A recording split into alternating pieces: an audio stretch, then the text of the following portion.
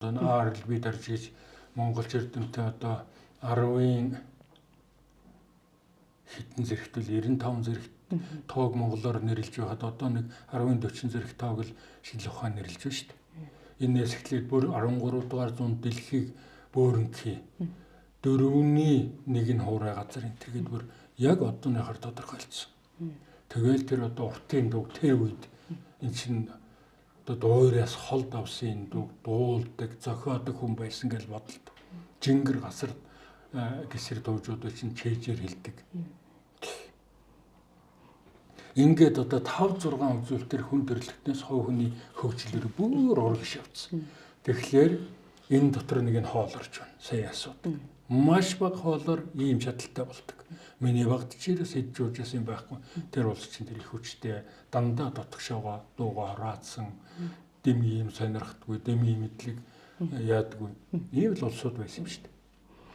Тэгэхээр эндээс ямар гаргалга гардаг юм гэхэлэр их хэдхэн шидийг хойдор мэчин л үзсэн. Тэр үе жорлон байхгүй суугаал болсон. Тэр 20 мэн л үзсэн бах өрөөж эргэж хараагүй юм чи. За тэгээд ухааны сөв тос бөглөн. Өөх тос одоо бөглөн идж ууж байгаагаараа чи бөглөрөөд наснасаа наа нөхөн. Энэ ч одоо гайхамшигтай сургаалууд. Бурхан багшийн номыг авсны дараагаар хоолны сургаал яаж гарсан бэхлээр за хүн бол хоногт нэг хоолтой. Бурхан багш хоногт нэг хоолтой, хүн төрлөختөн 2 хоолтой, араатан 3 хоолтой. Ийм л сургаал айлдсан артам.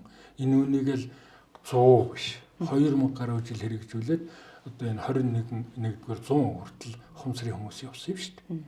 Одоо орчин үеийн хүмүүс яаж хоолоо ингээд системтэй багсгаж тэр дээр үеийн монголчууд шиг болох вэ?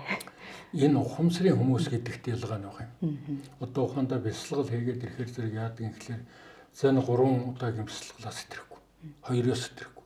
Эхний бясалгалаар ингээл нүүр нь гэрэлтэй дэр. Дотор нь гэрэлтчихээр гадна тал нь гэрэлтчихдэг байхгүй. Тэрнээс энэ дээр дэлхийн бүх тосыг дүрхээд гэрэлтүүлж чадахгүй шүү дээ. Тэр зүгээр шууд гадагшаага гэрэлтчихнэ. Тэр хэдхэн хоног бясалгаа дотоод амар амгаланг олчдөг.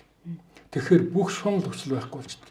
Одоо бурхан багш кинонд амар амгалан бол ад жаргалаа гэдэг чинь тэр дотоод амар амгалангаа болохоор ад жаргал гэдэг чинь шунал өсөл бүх юм алга болчихно. Ямар ч дэлэг уурш, ямар ч хаус, ямар ч одоо ланд 200 тэр бүгд алга болчихно.